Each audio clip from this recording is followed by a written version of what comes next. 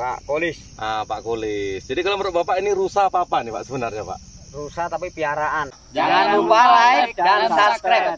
Memang terus terang keluhan iku mau perlu sampean tandang. Perkara kita wis ngomong karo sing di sapi. Aku ki mengkor bolak-balik iku enggak dirungokno, ngono lho. mengkor ijek toleransi karo tak tangga. omongi aku ki karo sapi ku sebenarnya enggak tegel ngono. Padahal aku ku wis akeh olah paribasan aku. Sampean karo iki parang ndi, Kang? Wah, ya urung apa-apa.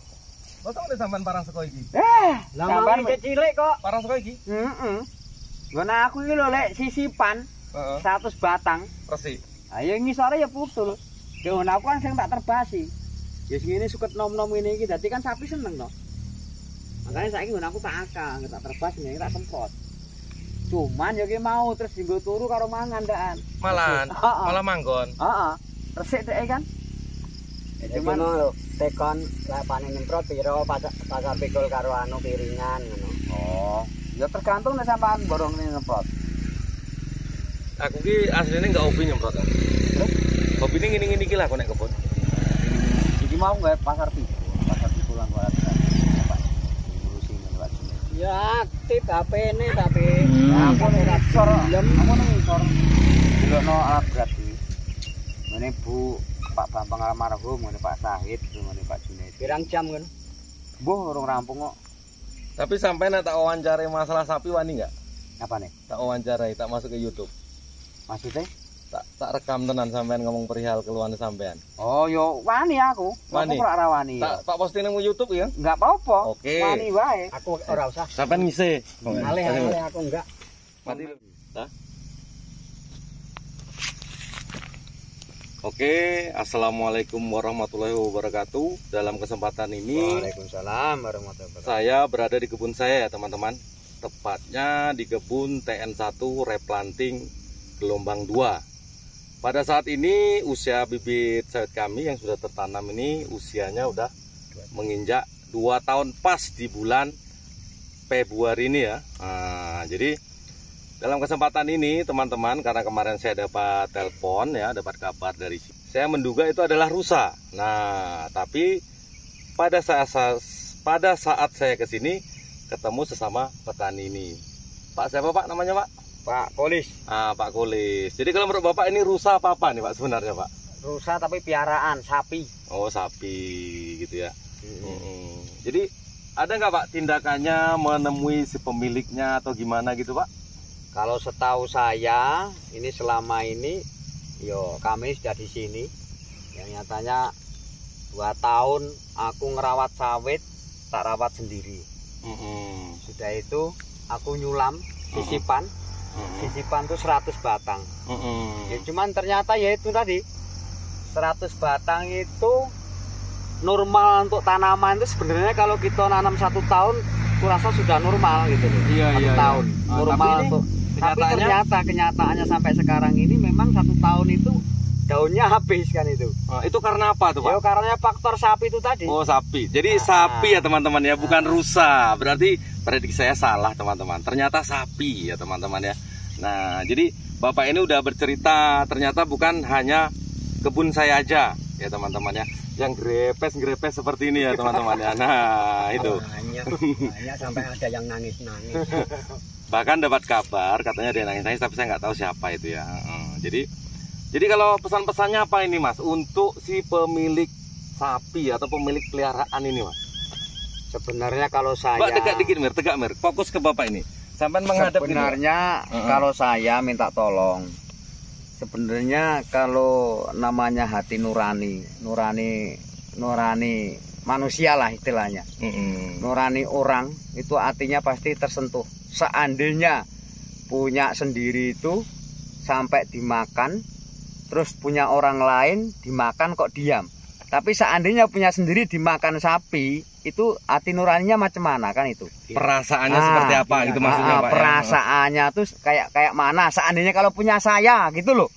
Maksud aku tuh lambo iya, yang punya sapi sudah dapat peringatan dari KUD.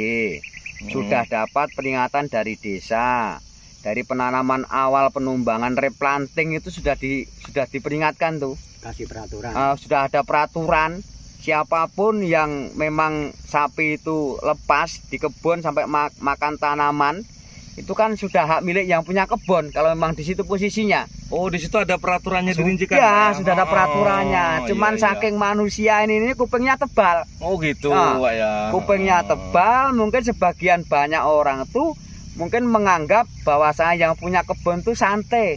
Nah, jadi nggak punya, istilahnya nggak marah kayak segala macam. Cuman kalau punya hati nurani yang enak lah, kita nurani hati yang paling dalam. Seandainya punya kita sendiri sampai dimakan kayak gitu, nanti kalau sudah replanting lah, nggak usah jauh-jauh. Ada yang sapi lepas makan, coba artinya kayak mana kan itu. Iya. Jadi saya minta tolong, jelas minta tolong lah. Kalau yang punya saya ini sudah 1 tahun nih, ternyata memang perkembangannya memang buruk. Melambat. Ya, kalau sawit, ya iyalah, kalau sawit itu kan dari daun. Kalau daunnya bagus, perkembangan sawit juga bagus. Tapi ternyata 1 tahun kami di sini ini, ya boro-boro nak bagus, mau hidup dimakan lagi, nak hidup dimakan lagi. Sebenarnya kayak mana lah? Itu maaf ngomong Pak, itu sampean pupuk enggak tuh Pak, kira-kira Pak? Ya setahu aku selama di sini kami sudah mupuk 2 kali. Jadi bibit yang diceritakan tadi dipupuk ya Pak? Ya dipupuk.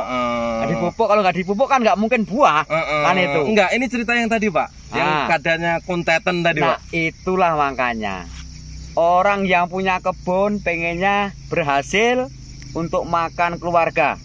Bahkan kalau aku cuma 1 kebunnya, cuman itulah andalan aku. Yang kalau yang punya sapi ini hartanya banyak, gitu loh. Oh, gitu saudagar ya Pak ya. Hartanya banyak, sapinya hartanya banyak, kebunnya ada, dia mau makan tuh kebun masih ada yang dipetik. Kalau aku nggak ada lagi. Jadi tinggal ini harapannya Pak ya. Jadi aku minta tolong, kalau memang punya sapi itu di kandang. Coba sapi itu di kandang. Terus seperti orang-orang petani sapi, memang sengaja memang petani sapi yang ngelola sapi dia dikelola seperti orang yang punya sapi nian. Oh, maksudnya permintaan Bapak ini ya di kandang. Gitu, di kandang. Ya takutnya ya kalau sekarang ini memang mungkin yang sekarang ini orangnya masih adem-adem. Tapi lama-kelamaan kalau sabar mungkin habis kan. Yang jelas aku sudah 1 tahun lebih di sini ngerawat sendirian, tapi ternyata memang hasilnya kayak gitu. Ditanami apa aja asal ada sapi habis. Ludes Pak ya. Ludes. Jangankan batang sawit. Nanam batang pisang paribasan itu. Ora modot. Kok modot. Mau tumbuh wae dicatil butuhnya. Tuh punya Pak Mun. Nah, kalau nggak percaya, tolong kalau nggak percaya. Siapa yang berani, tolong nggak percaya, langsung aja ke 17 punya saya, punya Pak Kolis. Kayak mana perkembangan batang sawit, ya? Kalau nggak percaya. Efek dari sapi liar tadi. Kalau nggak percaya gitu ya. Sapi diliarkan. Nah, itu Pak minta tolong. Sudah ada peringatan dari desa, dari KUD, tolonglah itu dipegang.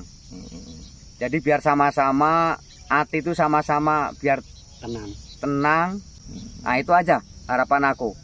Aku udah banyak. Teman-teman, jadi ini saya perjelas lagi, pada dasarnya Bapak ini merasa kecewa ya dengan tanamannya. Karena tanaman dia itu selama setahun ini tidak menunjukkan pertumbuhan yang signifikan dikarenakan adanya sapi liar tadi ya teman-teman ya. Jadi harapan dari Bapak ini semoga si pemilik sapi ini atau tuan sapi ini menjaga sapinya dengan baik, sehingga tidak mengganggu tanaman para warga. Apalagi seperti Bapak Kolis ini mengatakan bahwa hanya itulah satu-satunya kebun yang bakalan menopang kehidupan keluarganya. Satu lagi tambahannya ya teman-teman ya, dalam kita berkebun kelapa sawit tentunya kan itu menginginkan hasil yang bagus, yang maksimal. Tentunya hal itu juga tidak begitu saja ya teman-teman ya. Mereka juga mengeluarkan biaya untuk membeli pupuk, perawatan, dan lain-lainnya. Jadi itu tadi kembali kepada harapan sang pemilik sapi, tolong dijaga sapinya sehingga tidak merusak kebun-kebun, tanaman-tanaman para petani yang ada di sekitarnya. Di kandang. Oke teman-teman, salam damai.